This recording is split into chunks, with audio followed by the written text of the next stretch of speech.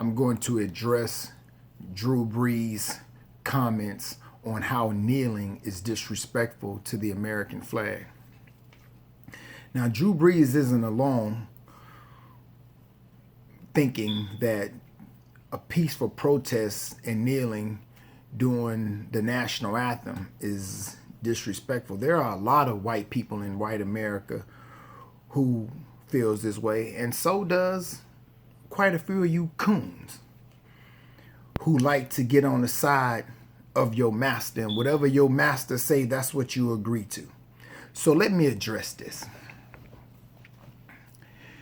The reason why the flag is disrespectful to white America and you coons is because of the arrogance of you. You are so arrogant that you don't understand the message, that you can't see the message behind the peaceful protests and what the people are saying that are kneeling. You're so arrogant that you close your ears because you figure in your mind, how dare you do this during the national anthem? You're disrespecting the country and our flag, and then you love to go back and talk about your grandfathers and your ancestors that have fought in wars. Let's talk about that history a little bit. Black people has fought in every war the white man has had. And since you mentioned World War II, Mr. Brees, let's talk about that. Did you know, Mr. Brees, that over 3 million, I'm going to give you a history lesson, that over 3 million black people in America registered to vote. I'm sorry, registered to enlist in the military in World War II. Only 2/3 of those black people were allowed to serve in the military because the military said that they were of low IQ and of low physical prowess. So only about 800,000 black people were allowed to enlist and fight in a war that wasn't our own. Now, during this war, did you know that the 369th was a colored unit, and that the 369th fought alongside the French equally?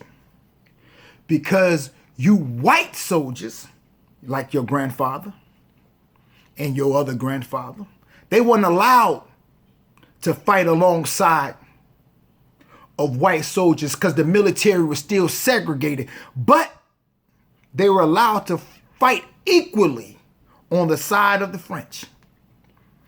And the 369th fought more battles. They was on the front line more than any other military unit.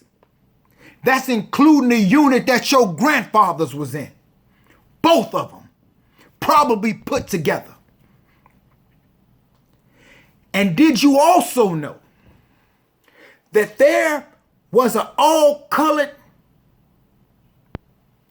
Air Force unit that was trained in Tuskegee, Alabama, that flew over 1,500 military missions?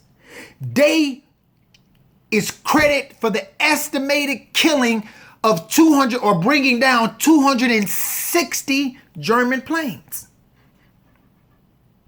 Black people did that. And what happened when they got home? What happened? Let me tell you what happened to some of the soldiers on the 369th when they got home.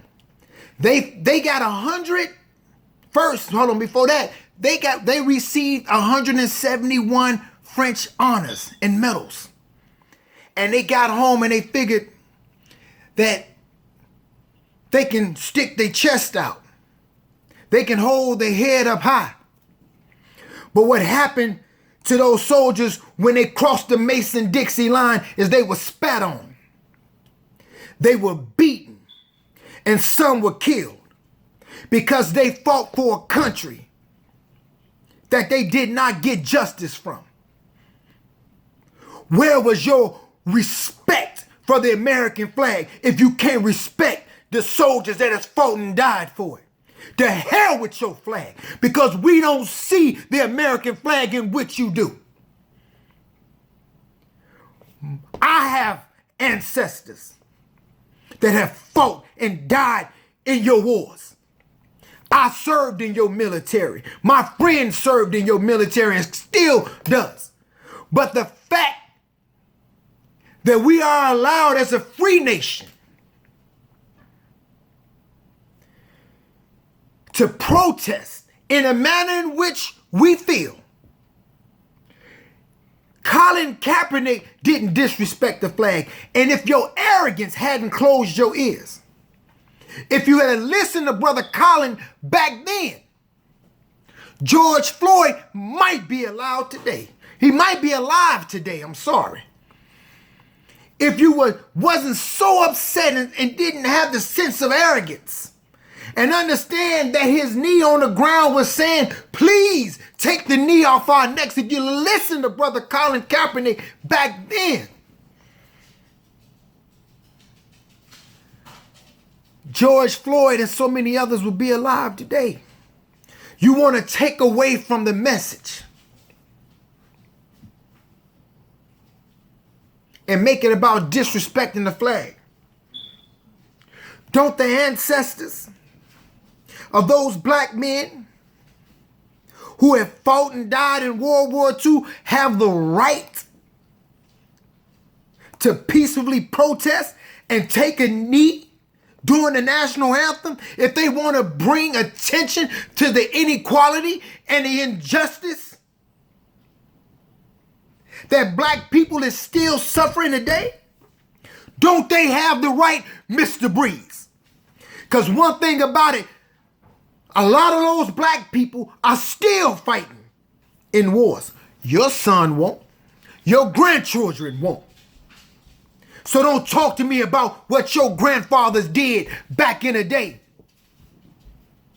They were allowed to come home and receive the hero's welcome.